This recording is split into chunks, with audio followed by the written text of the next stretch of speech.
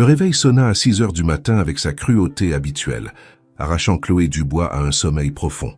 Les yeux encore clos, elle tâtonna sur sa table de chevet jusqu'à trouver l'appareil pour le faire taire. Son estomac se noua sous l'effet de l'anxiété familière qui la rongeait depuis une semaine. Aujourd'hui était le jour décisif, l'entretien qui pourrait changer sa vie. À 25 ans, Chloé s'était construit une carrière modeste comme traductrice indépendante à Paris. Ses journées se partageaient entre les traductions de documentaires, de manuels techniques et occasionnellement de quelques livres à petit budget. Elle vivait dans un petit appartement dans le quartier du Marais, partageant l'espace avec Camille, sa colocataire depuis l'université, tout en rêvant au jour où elle connaîtrait enfin la stabilité financière. Le poste qu'elle avait trouvé était complètement différent de tout ce qu'elle avait tenté auparavant.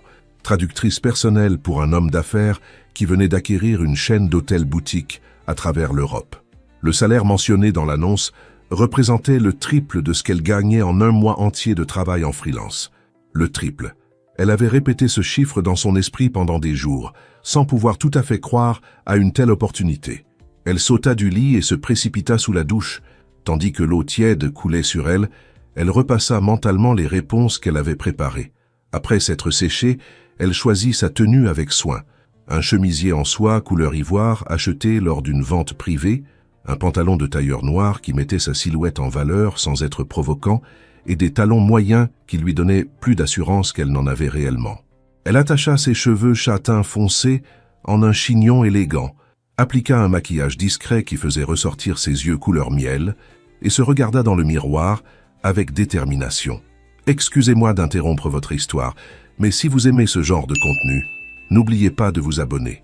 Soutenez cette chaîne en nous aidant à grandir, et que Dieu vous le rende au double.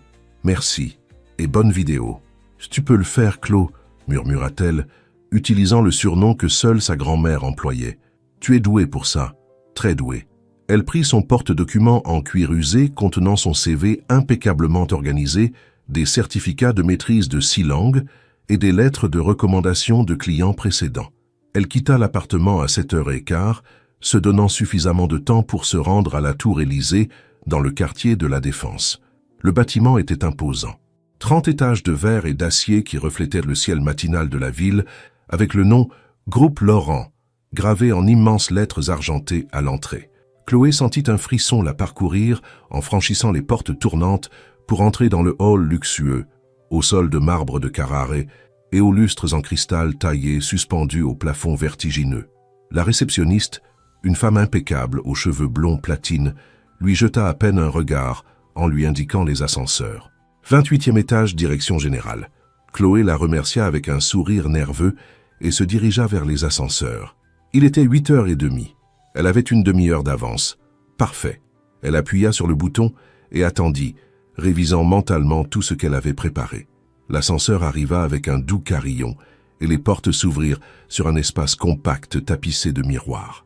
Elle entra, pressa le bouton du 28e étage et se plaça dans un coin, serrant son porte-document contre sa poitrine comme un bouclier. Elle était seule, du moins pour l'instant. L'ascenseur commença sa montée silencieuse. 5e étage, 6e, 7e.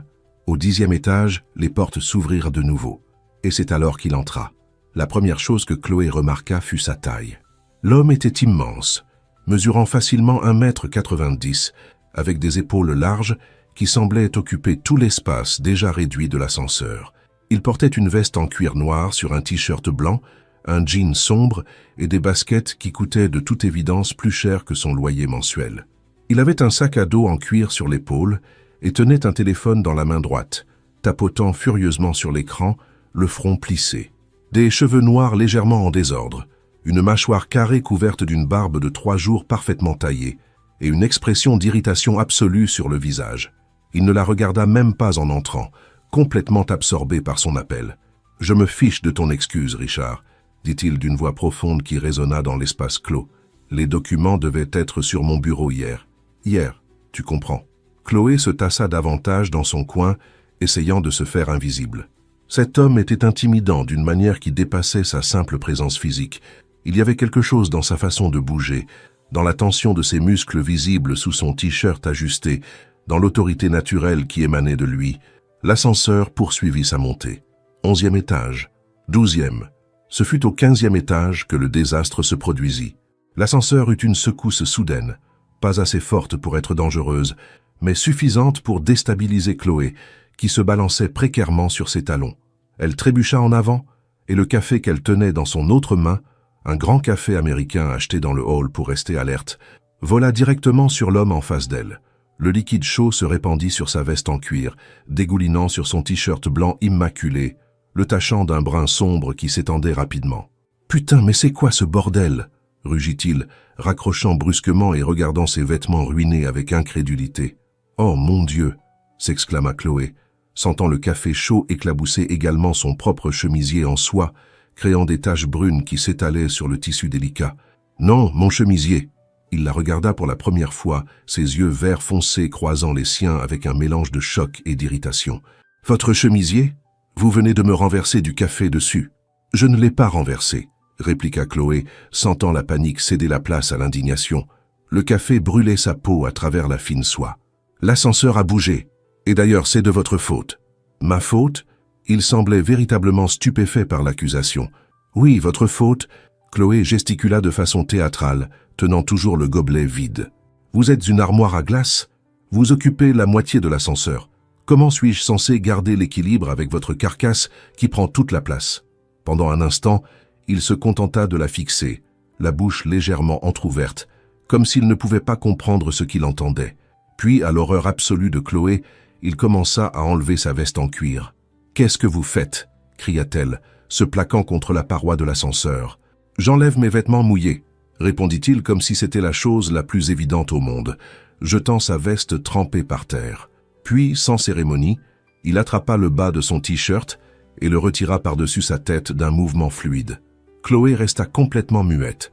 Son torse son cerveau cessa tout simplement de fonctionner. Des muscles dessinés se contractaient sous une peau hâlée, tandis qu'il pliait le t-shirt ruiné. Son abdomen était un mur de muscles parfaitement sculptés, avec ce fameux V qui disparaissait sous la ceinture de son jean, des bras puissants, des pectoraux larges, des épaules qui semblaient avoir été ciselées par les dieux grecs eux-mêmes. « Cet immeuble est ridicule », marmonna-t-il, jetant le t-shirt mouillé sur sa veste et se penchant pour ouvrir son sac à dos.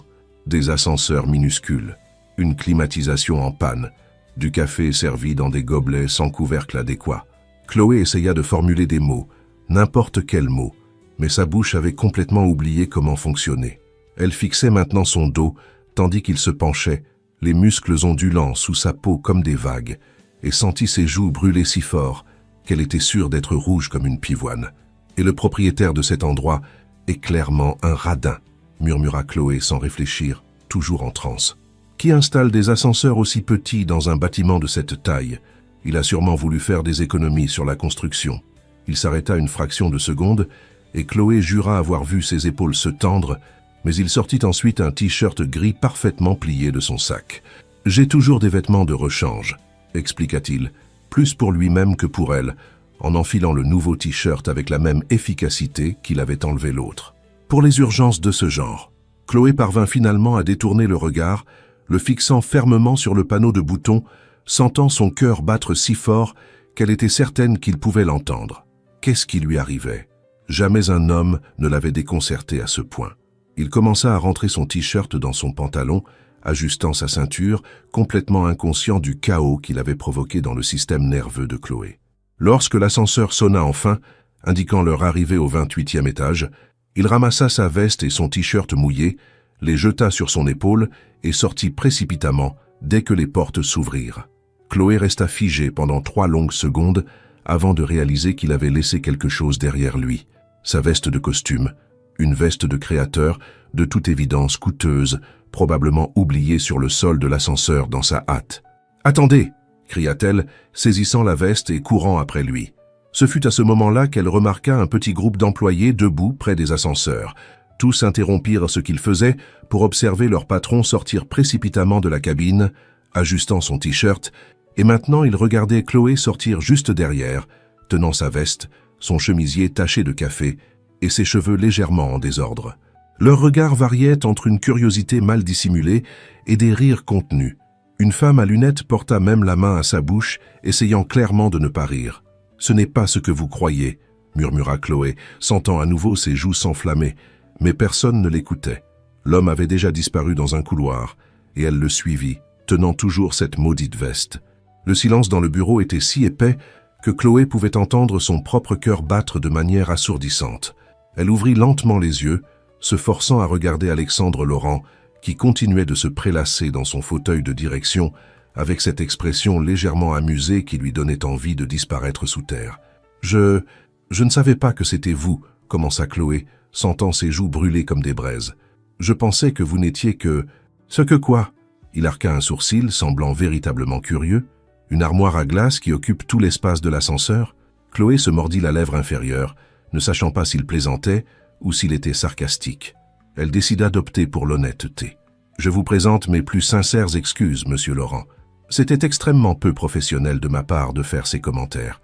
J'étais nerveuse pour l'entretien et je ne réfléchissais pas clairement. » Alexandre l'étudia pendant un long moment, qui parut une éternité, puis, à la surprise totale de Chloé, il éclata de rire. Pas un rire cruel ou moqueur, mais un rire authentique qui illumina tout son visage et créa de petites rides au coin de ses yeux. « Vous savez quoi, mademoiselle Dubois?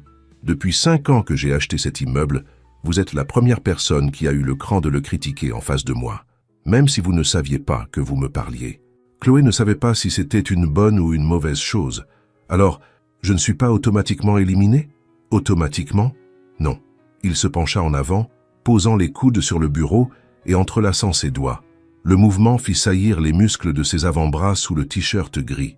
Mais voyons si vos qualifications professionnelles sont aussi impressionnantes que votre capacité à renverser du café brûlant sur vos employeurs potentiels. Il y avait clairement de l'humour dans sa voix maintenant, et Chloé sentit une partie de la tension quitter ses épaules. Peut-être, juste peut-être, n'avait-elle pas complètement anéanti ses chances. « Eh bien, commença-t-elle, ouvrant son porte-document et sortant son CV soigneusement organisé, « je maîtrise 6 langues, le français, l'anglais, l'espagnol, l'italien, le portugais et l'occitan.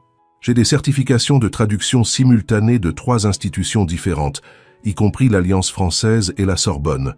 J'ai travaillé les 4 dernières années comme traductrice indépendante, gérant une variété de projets allant de 6 langues, l'interrompit Alexandre, prenant le CV qu'elle avait fait glisser sur le bureau. Ses yeux parcoururent rapidement le papier. « C'est inhabituel pour quelqu'un de si jeune. Quel âge avez-vous ? » 25 ans. « Et quand avez-vous commencé à apprendre les langues ? » Depuis l'enfance. Chloé se détendit légèrement en parlant de quelque chose qu'elle aimait. « Ma mère est de la région Occitanie. Mon père est parisien. J'ai grandi en étant naturellement bilingue. L'anglais est venu à 7 ans parce que je regardais beaucoup de films. L'italien au lycée parce que je suis tombée amoureuse de l'opéra, le portugais à l'université et l'occitan. » Il y avait un intérêt sincère dans sa voix maintenant. « Ma grand-mère, » admit Chloé avec un sourire nostalgique. « Elle a insisté pour que j'apprenne la langue de nos ancêtres. Elle disait qu'il était important de ne pas oublier d'où l'on vient. » Alexandre posa le CV sur le bureau, l'étudiant avec une intensité qui mit Chloé mal à l'aise sur sa chaise. Il y avait quelque chose dans sa façon de la regarder, comme s'il pouvait voir à travers toutes ses défenses. « Laissez-moi vous expliquer le poste, » dit-il finalement, se levant de sa chaise et marchant vers la paroi vitrée qui surplombait la ville. Il était difficile pour Chloé de ne pas remarquer comment il se déplaçait avec une grâce presque féline pour quelqu'un d'aussi grand. « Il y a 3 mois, j'ai acquis la chaîne d'hôtels-boutiques Eden Européen. Ce sont 15 propriétés réparties dans toute l'Europe. Côte d'Azur, Santorin, la côte amalfitaine, Lisbonne, entre autres. » Chloé s'était déjà renseignée à ce sujet. L'acquisition avait fait la une de tous les magazines économiques. 100 millions d'euros. Il était difficile de se représenter une somme pareille. « Je dois visiter personnellement chaque propriété au cours des 6 prochains mois, » poursuivit Alexandre en se retournant pour la regarder. « Évaluer l'état actuel, rencontrer les directeurs locaux, mettre en œuvre les changements nécessaires. Le problème, c'est que je ne maîtrise pas toutes les langues requises pour ces réunions. Le français et l'anglais, oui, mais l'espagnol, l'italien, le portugais, non. Et c'est là que j'interviendrai, » compléta Chloé, commençant à comprendre l'ampleur du poste. « Exactement. Vous seriez ma traductrice personnelle. Vous voyageriez avec moi sur chaque site, participeriez à toutes les réunions, dîners d'affaires, visites des propriétés. Ce serait intense. Probablement 2 semaines dans chaque hôtel, avec très peu de temps libre. Des vols constants, différents fuseaux horaires, des situations de haute pression. Il s'approcha de nouveau du bureau, mais cette fois ne s'assit pas. Au lieu de cela, il resta debout à côté d'elle, forçant Chloé à pencher la tête en arrière pour maintenir le contact visuel. Sa proximité était intimidante d'une manière qu'elle ne pouvait pas tout à fait expliquer. « Vous seriez mon ombre pendant 6 mois, continua-t-il, sa voix baissant légèrement. Vous devriez être disponible 24 heures sur 24. Vous vous lèveriez quand je me lève, vous vous coucheriez quand je me couche, quand il y aura du temps pour dormir, vous mangeriez quand et où je mange, ce serait une immersion totale. » Chloé déglutit. 6 mois, à voyager à travers l'Europe, avec cet homme. « Et le salaire ?» demanda-t-elle, essayant de garder une voix ferme. Alexandre mentionna un chiffre qui fit s'écarquiller les yeux de Chloé. C'était 4 fois ce qu'elle avait vu dans l'annonce initiale, plus que ce qu'elle gagnait en une année entière en freelance. De plus, ajouta-t-il en retournant à sa chaise, tous frais payés. Hébergement en suite de luxe, repas, vol en première classe, une garde-robe professionnelle appropriée. Une garde-robe ? Chloé sia. Vous représenterez mon entreprise lors de réunions de haut niveau. Vous devrez avoir une apparence en conséquence. Son regard glissa brièvement sur son chemisier taché de café et Chloé sentit à nouveau ses joues rougir. Évidemment, je paierai pour cela aussi. Chloé essaya de tout assimiler. C'était l'opportunité de sa vie, mais quelque chose la tracassait. Puis-je poser une question, monsieur Laurent ? Alexandre, corrigea-t-il. Si nous devons passer 6 mois ensemble, les formalités seront impossibles. Le nom roula dans son esprit. Alexandre. C'était un nom fort qui lui allait parfaitement. Pourquoi moi ? Demanda-t-elle directement. Vous avez dû recevoir des centaines de CV de traducteurs bien plus expérimentés. Pourquoi considérer une personne de 25 ans qui travaille depuis un minuscule appartement dans le Marais ? Alexandre se renversa dans son fauteuil, un léger sourire jouant sur ses lèvres. Vous êtes très direct, n'est-ce pas ? Je préfère l'honnêteté au faux semblant, répondit simplement Chloé. Bien, moi aussi. Il reprit son CV. J'ai lu 23 candidatures avant la vôtre, toutes impressionnantes. Des diplômes de HEC Paris, de Sciences Po, des années d'expérience dans des multinationales, des lettres de recommandation de directeurs et d'ambassadeurs. Chloé sentit son estomac se serrer. Comment pouvait-elle rivaliser avec ça ? Mais ils avaient tous un point commun, poursuivit Alexandre.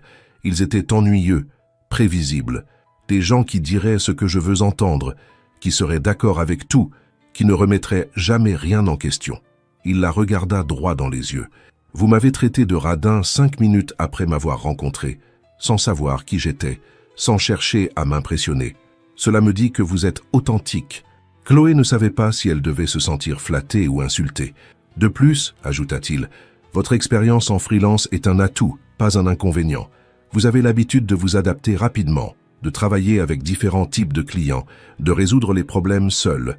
Ce sont des compétences qui ne s'apprennent pas dans les couloirs d'une grande entreprise. Il fit glisser un document sur le bureau vers elle.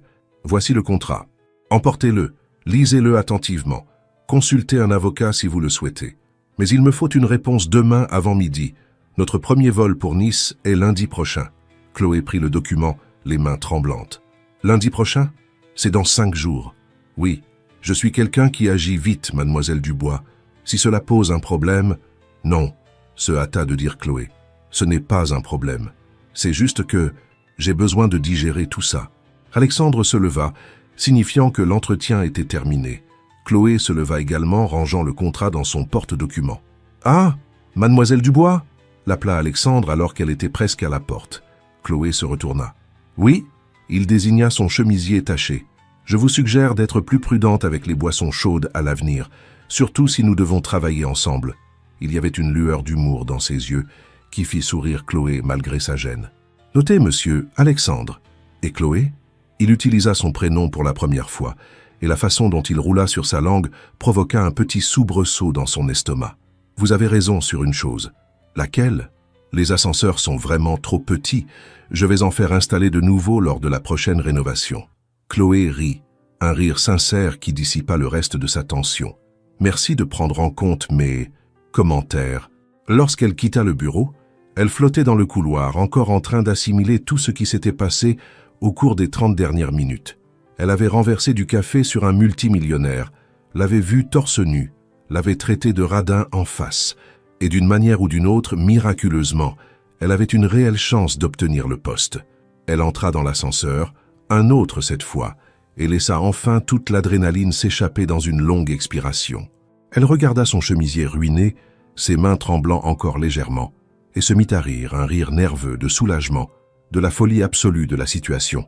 Si elle acceptait ce travail, les 6 prochains mois seraient les plus fous de sa vie. Et tandis que les portes de l'ascenseur se fermaient, reflétant son image tachée de café, Chloé sut qu'elle avait déjà pris sa décision. Elle appellerait Alexandre Laurent demain matin. Chloé passa toute la nuit à lire le contrat. Chaque clause, chaque ligne, chaque mot en petits caractères. Camille, sa colocataire, avait fait du pop-corn et s'était installée à côté d'elle sur le canapé usé, lisant par-dessus son épaule et lâchant des exclamations dramatiques à chaque nouvelle révélation. 6 mois à voyager dans toute l'Europe, murmura Camille en enfournant une poignée de pop-corn dans sa bouche, avec un millionnaire sublime. Clos, c'est littéralement un feuilleton télé. « Ce n'est du travail, Camille ?» corrigea Chloé, bien que ses joues s'échauffent au souvenir du torse nu d'Alexandre. « Du travail intense. Il est écrit ici que je peux être sollicité pour traduire à n'importe quelle heure du jour ou de la nuit. Et il est aussi écrit que tu auras ta propre suite dans chaque hôtel, souligna Camille en pointant une section spécifique. Une suite adjacente à la sienne. Tu ne trouves pas ça suspect? Chloé fronça les sourcils. Pourquoi ce serait suspect? Oh Chlo, ma chère et innocente Chlo, soupira Camille avec théâtralité. Un homme célibataire, millionnaire, absurdement séduisant d'après ta description extasiée, engage une jeune et jolie traductrice pour voyager avec lui pendant 6 mois. Tu crois vraiment qu'il ne s'agit que de langue? Oui, s'exclama Chloé, même si une partie traîtresse de son cerveau murmurait des doutes. Il a besoin d'une traductrice professionnelle. Je suis qualifié. C'est tout. Camille la regarda avec cette expression qui disait clairement « Tu te voiles la face ». Mais elle n'insista pas. À la place, elle pointa une autre clause. Regarde ça. Clause de confidentialité. Tu ne peux rien divulguer de ce que tu vois, entends ou observes pendant les voyages. C'est très sérieux. Chloé l'avait remarqué. La pénalité pour rupture de confidentialité était astronomique. 1 million d'euros. C'était logique, étant donné qu'elle assisterait à des réunions d'affaires de haut niveau, mais c'était tout de même intimidant. À 3 heures du matin, après que Camille fut enfin allée se coucher, Chloé était toujours assise à la table de la cuisine, fixant le contrat. Le salaire à lui seul changerait complètement sa vie. Elle pourrait rembourser tous ses prêts étudiants, aider ses parents qui avaient des difficultés financières en Occitanie, peut-être même économiser assez pour ouvrir un jour sa propre agence de traduction. Mais il y avait autre chose qui l'attirait, quelque chose qu'elle osait à peine s'avouer. Alexandre Laurent l'intriguait. Oui, il était intimidant. Oui, il serait son patron. Mais il y avait quelque chose dans sa façon de la regarder, comme s'il la voyait vraiment, qui lui donnait envie d'apprendre à le connaître. C'est dangereux, pensa-t-elle. Très dangereux. Mais lorsque le soleil commença à se lever sur Paris, peignant le ciel de rose et d'orange, Chloé avait déjà pris sa décision. Le lendemain matin, à 9 heures précises, Chloé était de retour à la Tour Élysée. Cette fois, elle portait une robe bleu marine simple mais élégante, achetée des années auparavant pour sa remise de diplôme, et tenait le contrat signé dans son porte-document en cuir. La secrétaire la reconnut immédiatement. « Mademoiselle Dubois, Monsieur Laurent vous attend. » Chloé entra dans le bureau de la direction avec beaucoup plus d'assurance que la première fois. Alexandre était au téléphone, gesticulant avec animation, tout en parlant un anglais rapide de projection financière. Aujourd'hui, il portait un costume gris anthracite parfaitement coupé pour accentuer ses larges épaules, avec une cravate bleue assortie au ciel extérieur. Quand il la vit entrer, il leva un doigt pour indiquer qu'il lui fallait 1 minute. Mais ses yeux la parcoururent rapidement de la tête aux pieds. Chloé sentit ce regard comme un contact physique qui lui fit hérisser les poils. « Je dois te laisser, Richard », dit brusquement Alexandre au téléphone. « J'ai une réunion importante. Oui, non, fais-le, c'est tout. » Il raccrocha sans prendre congé et concentra toute son attention sur Chloé. « Mademoiselle Dubois, ponctuelle. J'aime ça. »« J'ai retenu la leçon sur les retards, » répondit Chloé avec un petit sourire, s'approchant du bureau et y posant le contrat signé. Alexandre prit le document, le feuilletant rapidement jusqu'à la dernière page où sa signature était apposée à l'encre bleue. Un lent sourire s'étira sur son visage, transformant ses traits austères en quelque chose de presque chaleureux. Excellent. Il rangea le contrat dans un tiroir et se leva. Alors, nous commençons immédiatement. Nous avons beaucoup à faire avant lundi. Immédiatement? Chloé sia. Mais je pensais que... Vous pensiez que vous auriez quelques jours de congé? Alexandre se dirigeait déjà vers la porte. Pas dans mon monde. Venez. Premier arrêt, la garde-robe. Chloé le suivit, trottinant presque pour suivre ses longues enjambées dans le couloir. La garde-robe. Vous ne pouvez pas voyager avec moi en portant... Il fit un vague geste vers sa robe. Ça. Chloé baissa les yeux, offensée. Qu'est-ce qui ne va pas avec ma robe? Rien pour un déjeuner décontracté, répondit Alexandre en appuyant sur le bouton de l'ascenseur. Mais vous participerez à des dîners de gala, à des réunions avec des ministres du tourisme, à des événements dans des hôtels 5 étoiles. Il vous faut des vêtements appropriés. L'ascenseur arriva, un autre que celui de la veille, nota Chloé avec soulagement. Ils entrèrent ensemble, et cette fois elle était très consciente de l'espace limité et de la façon dont Alexandre semblait en remplir chaque centimètre. « Où allons-nous exactement ?» demanda-t-elle alors que l'ascenseur commençait sa descente. « Avenue Montaigne. Je connais une styliste personnelle qui va nous aider. »« Styliste personnelle » répéta faiblement Chloé. « Bien sûr. Pourquoi pas ?» Alexandre la regarda du coin de l'œil et elle jura voir une lueur amusée danser dans son regard. « Bienvenue dans mon monde, Chloé. J'espère que vous êtes prête. » Les portes s'ouvrirent sur le hall et Alexandre se dirigea vers la sortie. Un chauffeur les attendait dehors avec une Mercedes noire. Pendant le trajet vers le 8e arrondissement, Alexandre consultait ses emails sur son téléphone, tandis que Chloé regardait par la fenêtre, voyant défiler la ville qu'elle connaissait si bien depuis une perspective entièrement nouvelle. La boutique de l'avenue Montaigne était si élégante que Chloé avait peur de respirer trop fort. Les vitrines de verre exposèrent des robes qui coûtaient sûrement plus cher que tout ce qu'elle avait gagné dans sa vie. Le sol en marbre blanc reflétait les lustres en cristal taillés du plafond et un subtil parfum flottait dans l'air. Alexandre, une femme grande et impeccablement vêtue, émergea du fond de la boutique, les bras ouverts. Elle devait avoir la cinquantaine, des cheveux noirs de jais coiffés en un chignon parfait, et portait un ensemble entièrement noir qui criait la sophistication. « Mon cher, cela fait des mois que je ne t'ai pas vu, Éléonore. » Alexandre accepta son étreinte avec une chaleur sincère. « J'ai besoin de ton aide. Voici Chloé Dubois, ma nouvelle traductrice. Il lui faut une garde-robe complète pour 6 mois de voyage à travers l'Europe. » Éléonore se tourna vers Chloé, ses yeux experts l'évaluant de la tête aux pieds en quelques secondes. « Magnifique, murmura-t-elle. Une ossature parfaite, un teint hâlé superbe, des yeux expressifs. Je vais beaucoup m'amuser. » Avant que Chloé ne puisse protester, Éléonore l'entraînait déjà vers le fond de la boutique. « Venez, ma chère, nous avons du pain sur la planche. » Alexandre s'installa dans un fauteuil en velours à proximité, croisant les jambes et sortant son téléphone. « J'attends ici, Éléonore, tu connais mes goûts. » Les 3 heures suivantes furent un tourbillon.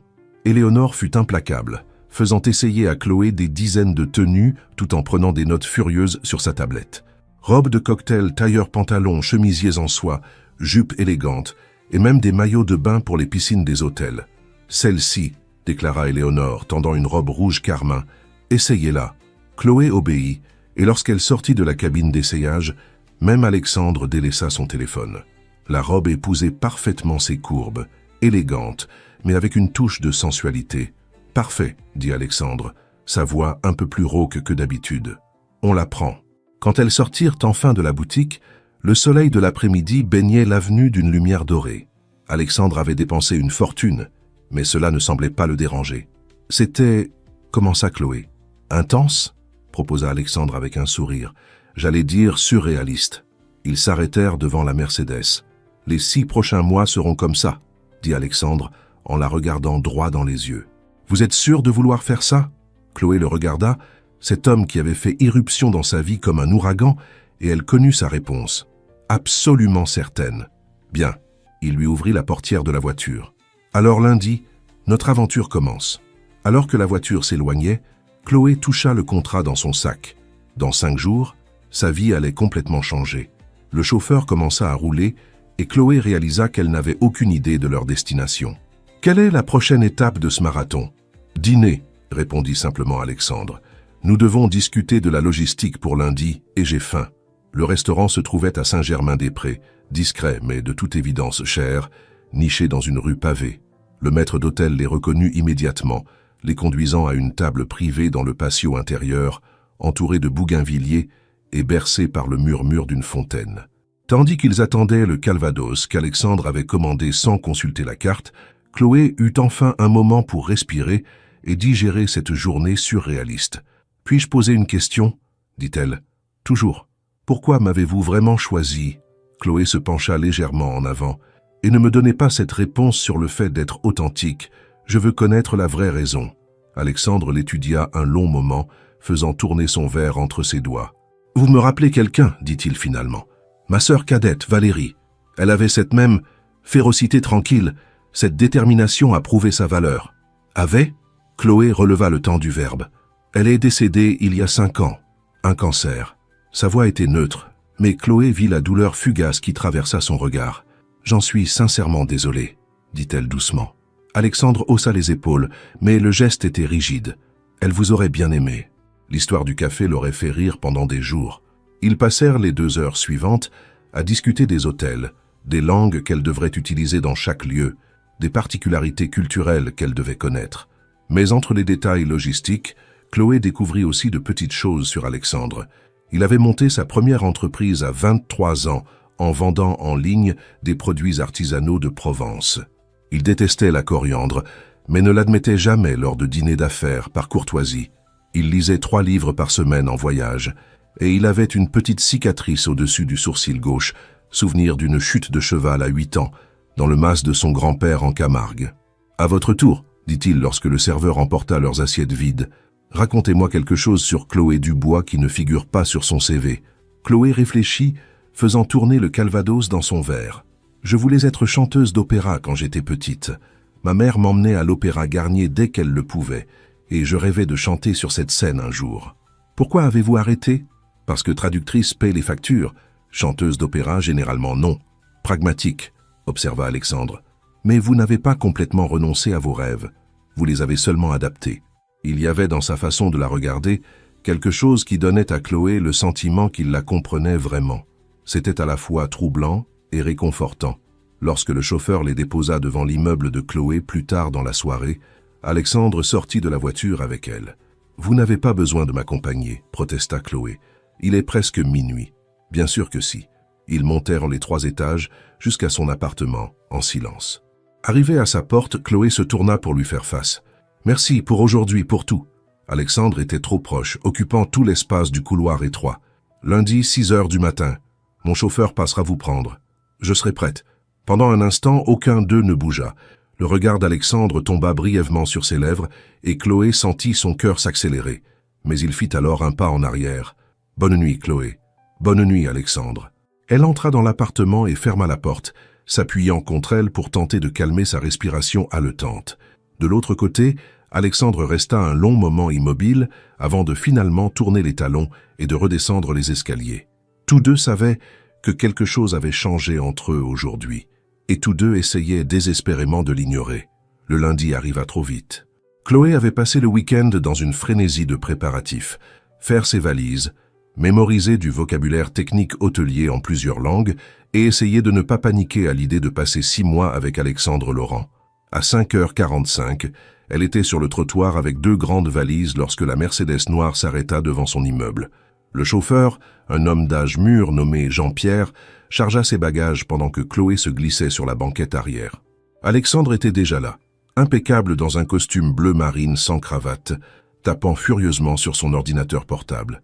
Il leva à peine les yeux quand elle entra. « Bonjour » dit Chloé en s'installant. « fut la seule réponse qu'elle obtint. Chloé fronça les sourcils. Jeudi soir, elle avait passé toute une soirée à dîner avec cet homme, ayant des conversations étonnamment intimes. Et maintenant, il reconnaissait à peine sa présence. « Un café ?» proposa Jean-Pierre depuis le siège avant, lui tendant un thermos. « Volontiers » accepta Chloé avec gratitude. Au moins, le chauffeur était poli. L'aéroport du Bourget était relativement vide à cette heure matinale. Jean-Pierre les déposa au terminal privé, car bien sûr Alexandre ne prenait pas de vols commerciaux, et Chloé le suivit à travers un contrôle de sécurité express, tenant toujours son café et essayant de ne pas avoir l'air complètement déplacé. Le jet privé était d'un luxe indécent. Cuir beige, boiserie vernie et même un petit bar entièrement équipé.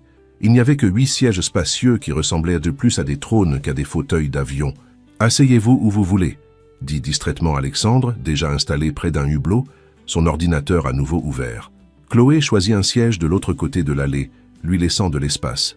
De toute évidence, il était en mode travail et ne voulait pas être dérangé. 2 heures après le décollage, Alexandre n'avait toujours pas prononcé plus de 3 mots. Chloé avait essayé de lire sur sa tablette, mais elle était agitée. Finalement, elle décida que s'il voulait une traductrice, elle devait au moins savoir ce qu'elle aurait à traduire. « Alexandre », l'appela-t-elle, interrompant sa concentration intense. Il leva les yeux, clairement irrité par l'interruption. « Oui, j'ai besoin de savoir à quoi m'attendre sur la Côte d'Azur. Quel genre de réunion? Avec qui? Quelle langue ?» Alexandre soupira en fermant son ordinateur. « Du français, principalement. Quelques réunions avec des investisseurs américains en anglais. Rien de très complexe. Alors pourquoi avez-vous besoin de moi? Parce qu'il y aura 20 personnes dans ces réunions, toutes parlant en même temps, beaucoup avec des accents régionaux bien marqués, l'accent du Midi. J'ai besoin que vous filtriez l'important et que vous me traduisiez simultanément. » Ah, Chloé n'y avait pas pensé. Et l'hôtel en lui-même?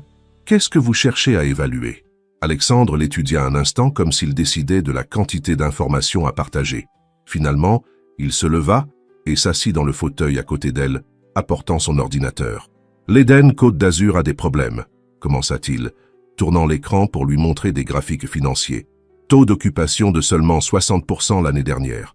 Plainte de clients sur un service inégal. La direction actuelle blâme la conjoncture économique, mais je soupçonne une mauvaise gestion. Chloé se pencha pour voir les chiffres. Ses dépenses alimentaires sont très élevées par rapport aux revenus. Alexandre haussa un sourcil. Vous vous y connaissez en comptabilité? J'ai suivi quelques cours quand je cherchais ma voie. Les chiffres et les langues, j'ai découvert que j'avais un talent pour les deux. Pour la première fois de la matinée, Alexandre sourit. Utile, très utile. Ils passèrent l'heure suivante à examiner les données de l'hôtel, Chloé posant des questions pertinentes qui impressionnaient visiblement Alexandre. La tension entre eux commença à se dissiper, remplacée par une dynamique de travail naturelle. « Vous n'êtes pas seulement une traductrice, n'est-ce pas ?» observa Alexandre à un moment donné. « Non, si vous ne voulez pas que je sois seulement ça, » répondit Chloé croisant son regard. « Je peux aider bien au-delà des langues. » Quelque chose passa entre eux à cet instant. Une reconnaissance mutuelle, du respect, et peut-être quelque chose de plus dangereux. Le reste du vol se déroula de manière productive. Lorsqu'ils atterrirent à Nice, Chloé était mentalement épuisée, mais pleine d'énergie. L'humidité tropicale la frappa dès qu'ils quittèrent l'air conditionné du jet, et elle comprit immédiatement pourquoi Éléonore avait insisté sur des tissus légers et respirants. Une berline de luxe les attendait, avec un chauffeur local tenant une pancarte discrète au nom de Laurent. Pendant le trajet de 40 minutes vers Saint-Jean-Cap-Ferrat, Alexandre retourna en mode silencieux, passant des appels, tandis que Chloé observait le paysage idyllique de la Méditerranée défiler par la fenêtre. L'Éden Côte d'Azur était éblouissant. Une architecture moderne mêlée à des éléments provençaux, des jardins tropicaux luxuriants, et ces eaux turquoises impossibles qui semblaient sorties d'une carte postale. Monsieur Laurent, un homme d'une 50aine d'années, de toute évidence le directeur se précipita pour les accueillir à l'entrée. « Quel plaisir de vous avoir parmi nous. Je suis Robert Martel, le directeur général. » Robert, Alexandre lui serra fermement la main. « Je vous présente Chloé Dubois, ma traductrice personnelle. » Robert jeta à peine un regard à Chloé avant de reporter son attention sur Alexandre. « Nous avons préparé notre plus belle suite présidentielle pour vous. Et pour mademoiselle, une suite adjacente, coupa Alexandre, comme je l'ai spécifié. »« Ah, oui, bien sûr. » Robert semblait nerveux, transpirant abondamment sous la chaleur. « Par ici, je vous prie. » La suite d'Alexandre était absurde, plus grande que tout l'appartement de Chloé, avec une vue à 180 degrés sur la mer, une piscine privée sur la terrasse et une décoration qui coûtait probablement plus cher qu'une voiture de luxe. La suite de Chloé, reliée par une porte intérieure, n'était pas moins impressionnante. Lit king size avec des draps de haute qualité, salle de bain en marbre avec baignoire à remous, un dressing de la taille de son ancienne chambre. « Reposez-vous 1 heure », ordonna Alexandre à travers la porte communicante. Ensuite, réunion avec l'équipe de direction à 16 heures. Chloé eut à peine le temps de défaire ses valises avant de se préparer. Elle choisit l'un des ensembles sélectionnés par Éléonore, un pantalon blanc de tailleur et un chemisier en soie bleu clair qui lui donnait un air professionnel, mais frais dans la chaleur. La réunion fut exactement le défi qu'Alexandre avait prédit. 10 personnes parlant en même temps dans un français rapide, certaines avec un accent marseillais si prononcé que même Chloé, pourtant bilingue, eut du mal à déchiffrer au début. Elle se positionna légèrement derrière Alexandre, lui murmurant des traductions à l'oreille, filtrant les informations non pertinentes et se concentrant sur l'essentiel. « Il ment sur les chiffres d'occupation », murmura Chloé à un moment donné, alors que Robert présentait des diapositives optimistes.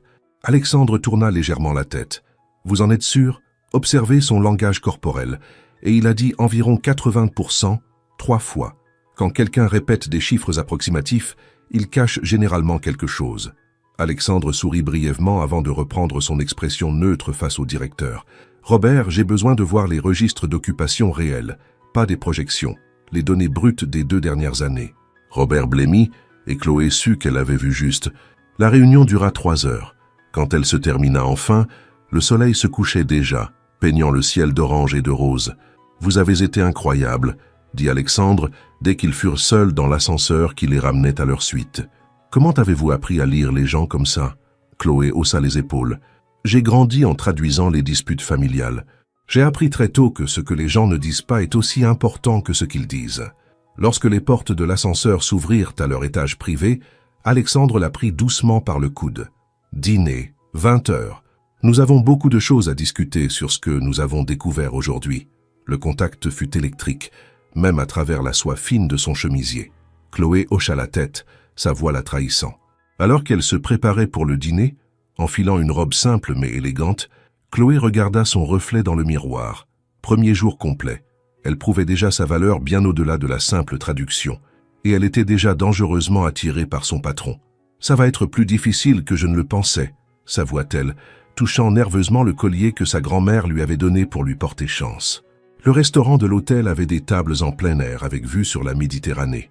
Alexandre était déjà assis quand Chloé arriva, vêtue d'une chemise en lin blanc aux manches retroussées jusqu'aux coudes, révélant des avant-bras musclés. Il était détendu d'une manière qu'elle ne lui avait jamais vue. Un verre d'Armagnac devant lui, l'air pensif en regardant les vagues. « Ponctuel, comme toujours », commenta-t-il à son approche. « Je ne veux pas vous donner d'autres raisons de me trouver désorganisé après l'incident du café », plaisanta Chloé en s'asseyant. Alexandre rit sincèrement. « Bien joué. » Le dîner commença de manière professionnelle, mais au fur et à mesure que la soirée avançait, la conversation dériva vers un terrain plus personnel. « Puis-je demander quelque chose ?» dit Chloé. « Pourquoi les hôtels? De toutes les industries où investir des millions, pourquoi avoir choisi l'hospitalité ?» Alexandre resta silencieux un moment. « Ma grand-mère tenait une petite auberge à Cassis. J'y passais tous mes étés. Elle disait que créer un endroit où les gens pouvaient s'échapper de leur vie, ne serait-ce que pour quelques jours, c'était une forme de magie. Il y avait une tendresse dans sa voix que Chloé ne soupçonnait pas. Mon père a vendu l'endroit juste après sa mort, disant que ce n'était pas assez rentable. J'ai juré qu'un jour, je construirais quelque chose dont elle serait fière. Je parie qu'elle serait très fière, dit Chloé. Leurs regards se croisèrent. « Et vous ?» demanda Alexandre. « De quoi rêve Chloé Dubois après ces 6 mois ? Honnêtement, je ne sais plus, admit-elle. Avant, c'était juste survivre, payer les factures. Mais maintenant, peut-être voir un peu plus grand. » Quand le serveur apporta le dessert, un fondant au chocolat, les yeux de Chloé s'écarquillèrent.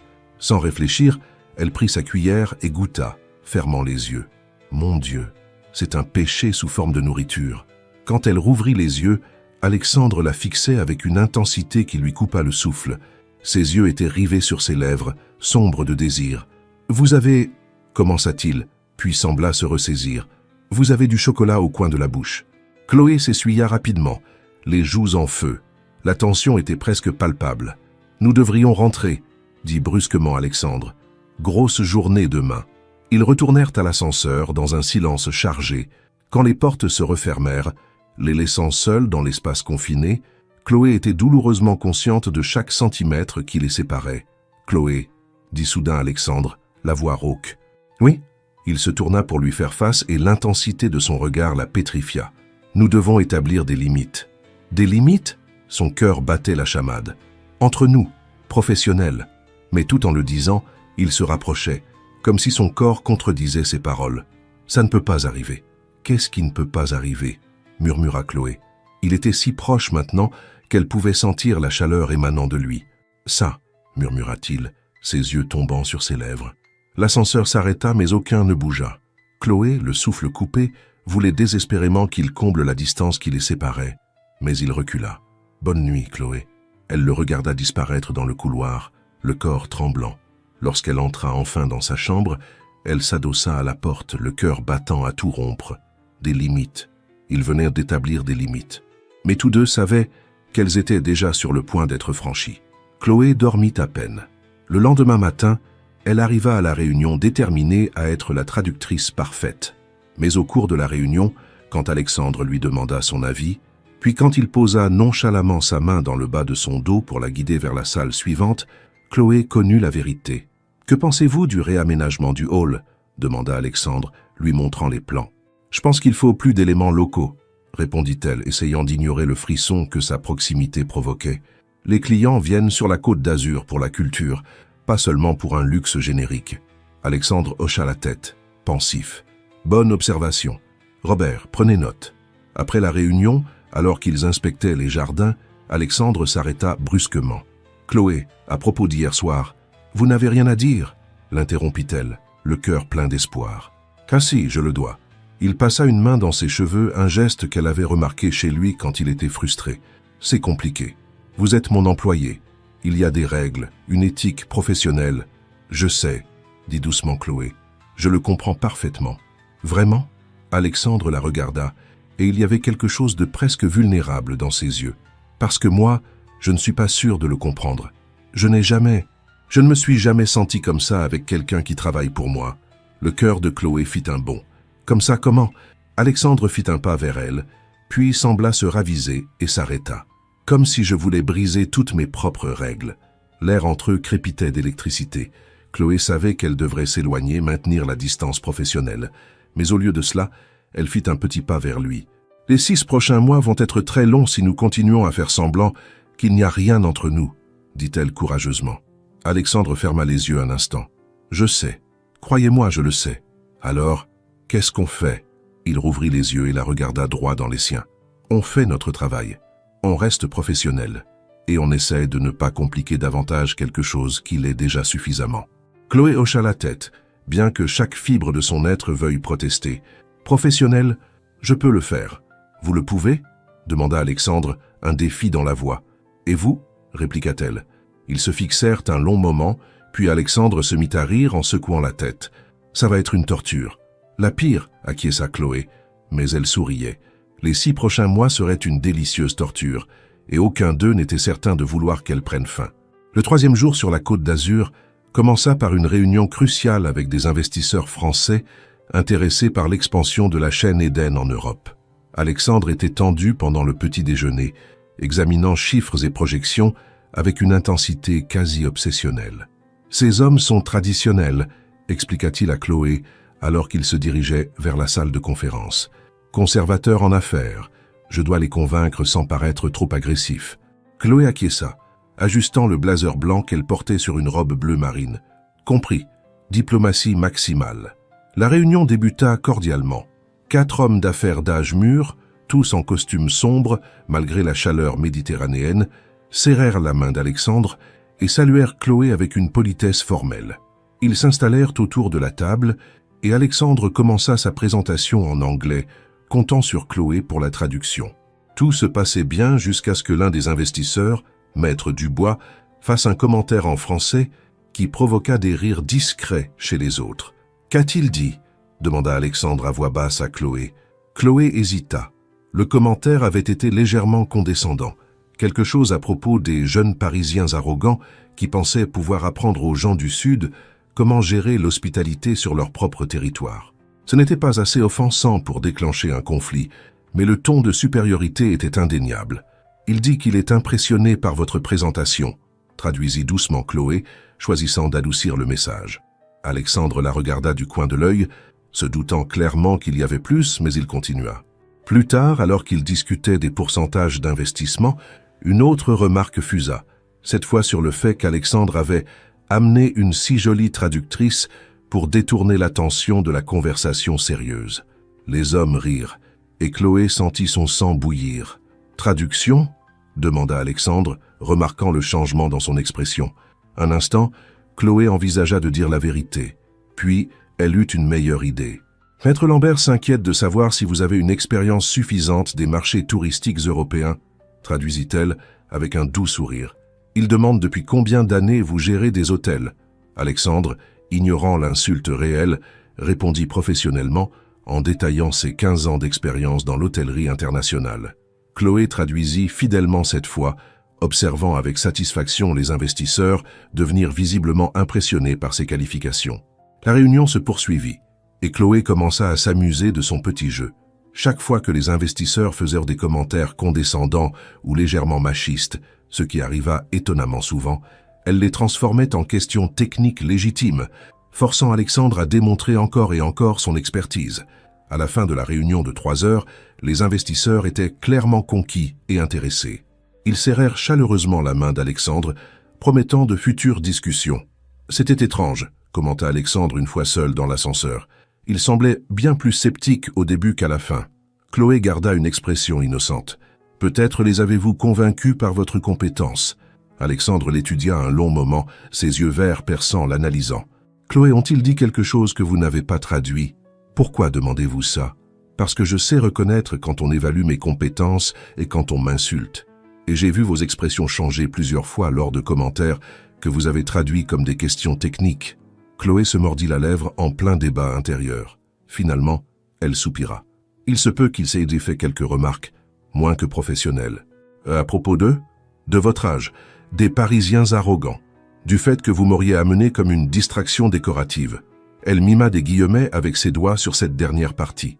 À sa grande surprise, Alexandre éclata de rire. Pas un rire poli, mais un rire franc et sonore qui résonna dans l'ascenseur. « Alors vous les avez manipulés ?» dit-il quand il parvint à se calmer. « Vous avez transformé des insultes en occasion pour moi de prouver ma valeur. » Oui ?» Chloé ne savait pas si elle devait l'admettre. C'était brillant. Alexandre s'approcha, toujours souriant. « Absolument brillant, même si techniquement ce n'est pas pour ça que je vous paie. Techniquement, vous me payez pour faciliter une communication efficace, » rétorqua Chloé en relevant le menton. « Et c'est exactement ce que j'ai fait. Si j'avais traduit fidèlement chaque insulte, la réunion aurait déraillé dans des joutes d'ego masculines. C'est vrai. » Il était si proche maintenant que Chloé pouvait voir les paillettes dorées dans ses yeux verts. « Mais maintenant, vous me devez quelque chose. »« Quoi ? Un dîner, où vous voudrez.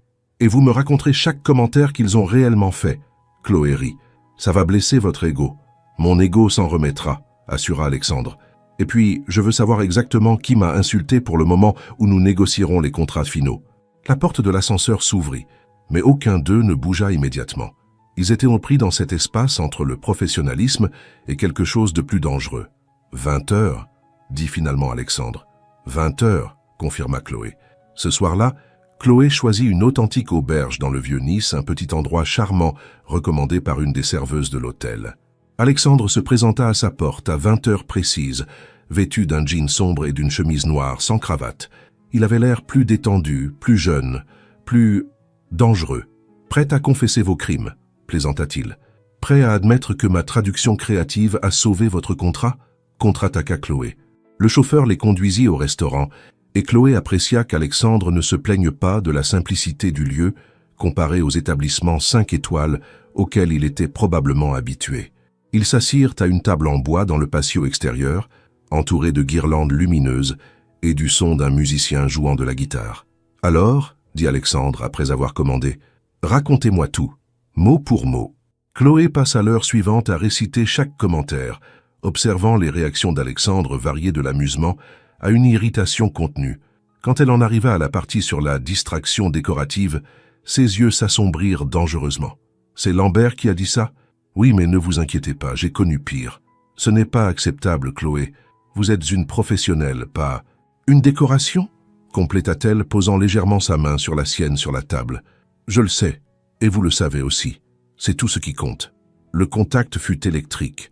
Ils regardèrent tous les deux l'endroit où la main de Chloé reposait sur la sienne, et pendant un instant personne ne bougea. Puis Alexandre retourna sa paume vers le haut, entrelaçant leurs doigts. « Vous êtes extraordinaire, » dit-il à voix basse. « Vous en rendez-vous compte ?» Chloé ne pouvait plus respirer. « Alexandre, je sais, les limites, le professionnalisme. » Mais il ne lâcha pas sa main. « Mais vous rendez la tâche de s'en souvenir très difficile. » La musique changea pour une mélodie plus lente, plus romantique. Des couples autour d'eux se levèrent pour danser dans le petit espace improvisé. « Dansez avec moi », dit soudain Alexandre. « Ici? Et pourquoi pas ?» Avant que Chloé ne puisse protester, il était déjà debout, l'attirant doucement à lui. Dans le petit patio du restaurant, sous les guirlandes lumineuses, Alexandre la prit dans ses bras. C'était la première fois qu'il la touchait ainsi, une main ferme sur sa taille, l'autre enlaçant la sienne.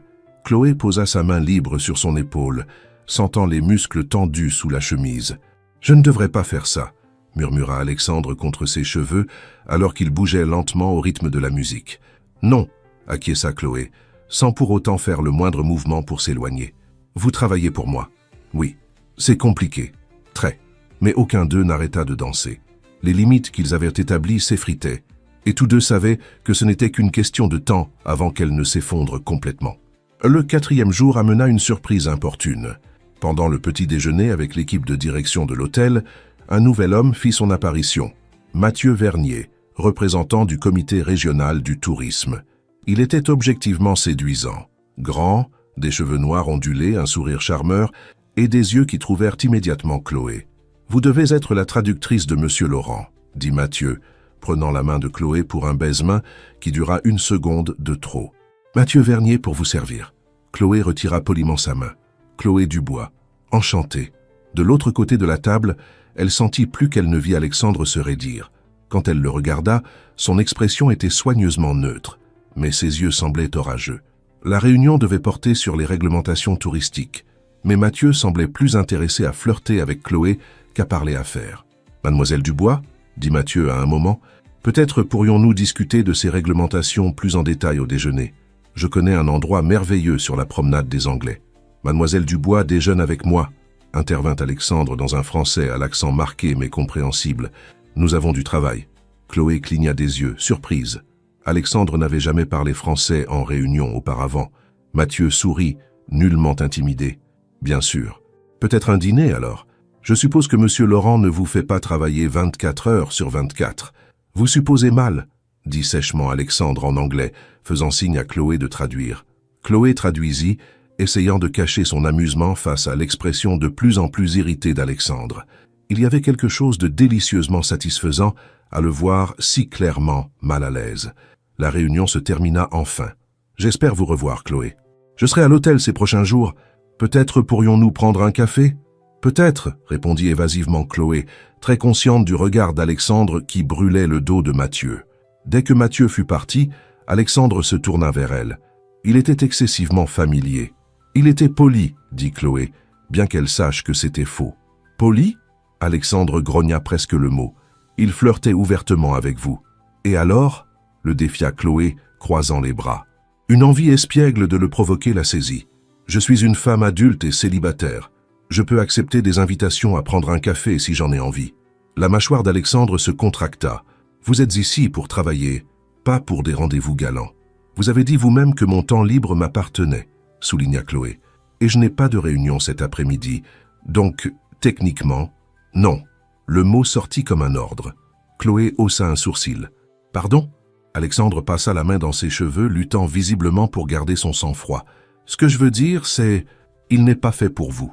Vous le connaissez à peine. Je connais le genre. Charmeur, mielleux, probablement une petite amie dans chaque ville. Comment savez-vous que ce n'est pas exactement le genre qui me plaît ?» Chloé le provoquait délibérément maintenant et savourait chaque seconde de la réaction d'Alexandre. Il fit un pas vers elle. « Parce que je vous connais mieux que ça. » Ils étaient dangereusement proches. Chloé pouvait voir une veine battre dans le cou d'Alexandre. « Vous êtes jaloux, » dit-elle doucement, presque avec admiration. « Je ne suis pas... » commença-t-il, puis s'arrêta. « Si, je suis jaloux. » Contente, cette honnêteté brutale la désarma. « Alexandre, je sais que je n'en ai pas le droit, » poursuivit-il, sa voix basse et intense. « Je sais que nous avons fixé des limites. Je sais que c'est complètement inapproprié. Mais l'idée de vous avec lui, avec n'importe quel autre homme... » Il ne termina pas sa phrase. Chloé voyait tout dans ses yeux.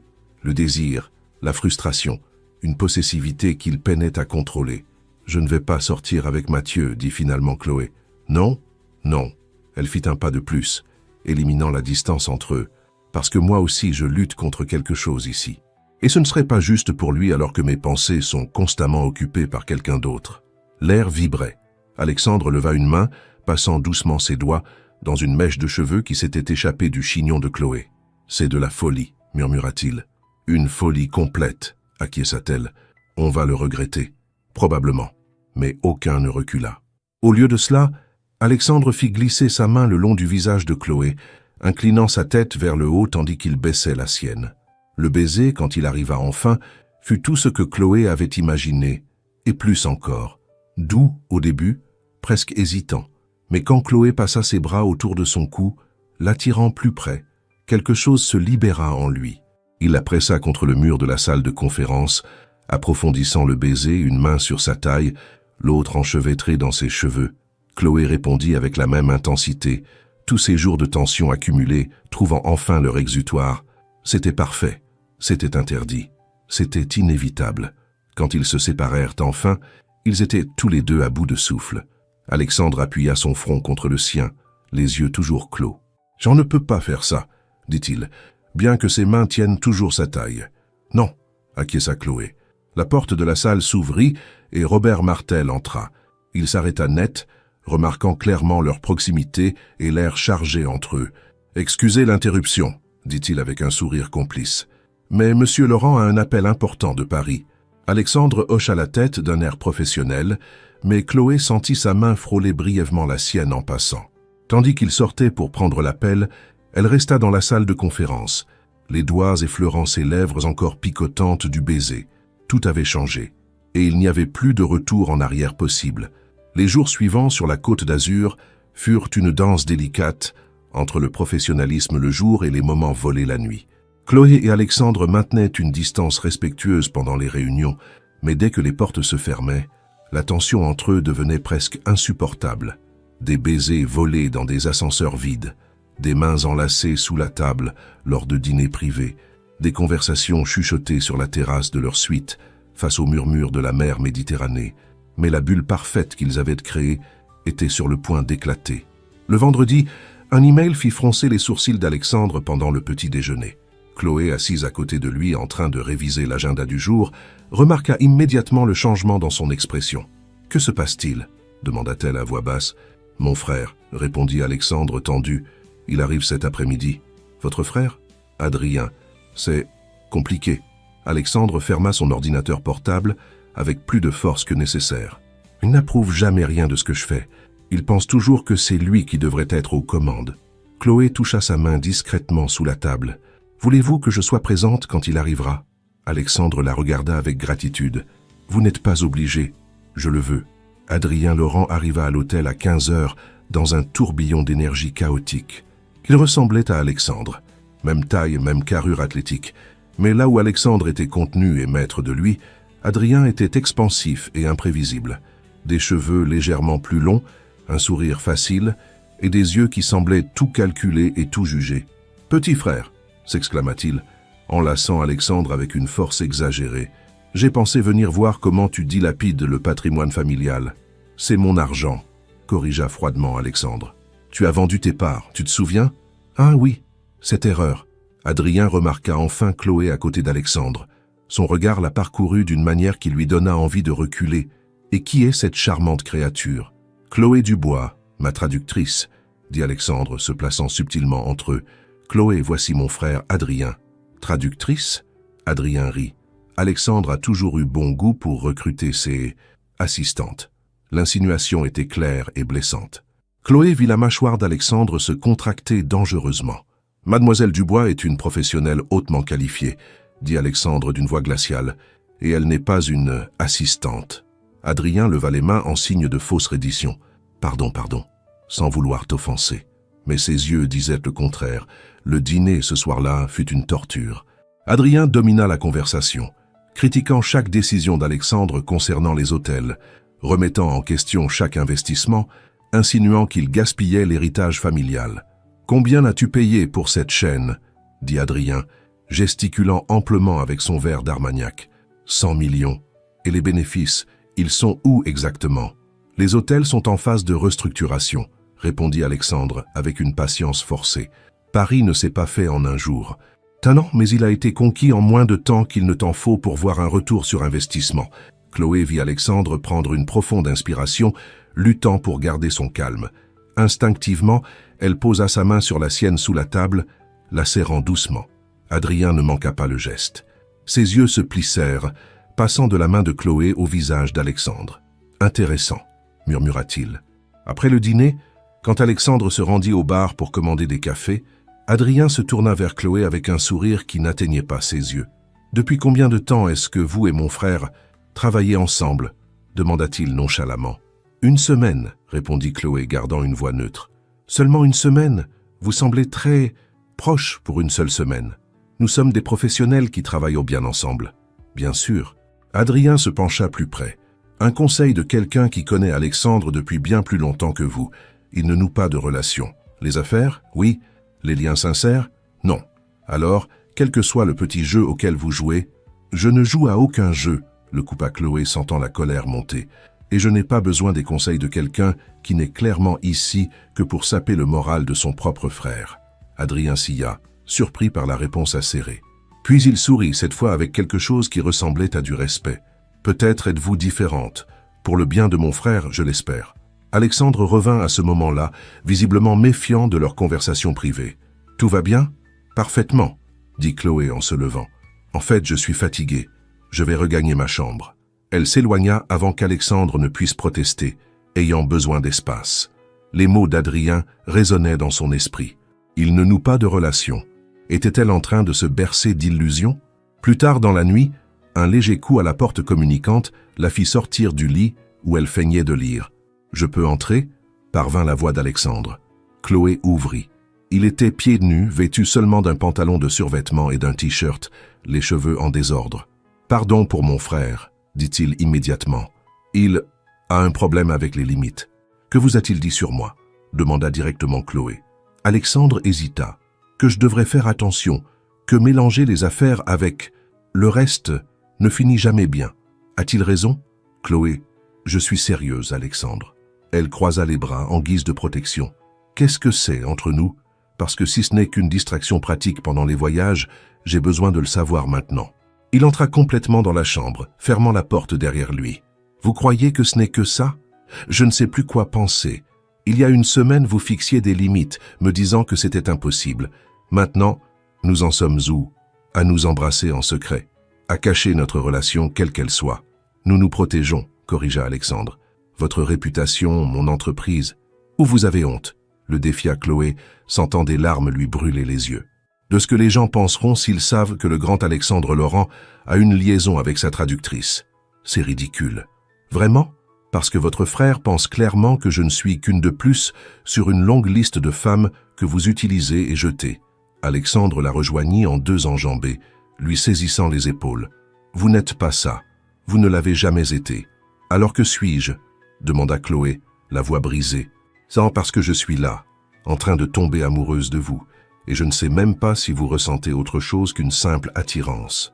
Le silence qui suivit fut assourdissant. Alexandre la regardait comme si elle venait d'avouer quelque chose de terrible et de merveilleux à la fois. « Vous êtes en train de tomber amoureuse de moi », dit-il enfin, la voix rauque. Chloé ne pouvait plus reculer. « Oui, je sais que c'est stupide, que ça ne fait que quelques jours. Mais oui. » Alexandre la serra dans ses bras, la tenant comme si elle pouvait disparaître. « Ce n'est pas stupide, » murmura-t-il contre ses cheveux, « parce que moi aussi, je tombe. Je suis déjà tombé, en fait, depuis ce fichu ascenseur. » Chloé s'écarta pour le regarder dans les yeux. « Vraiment?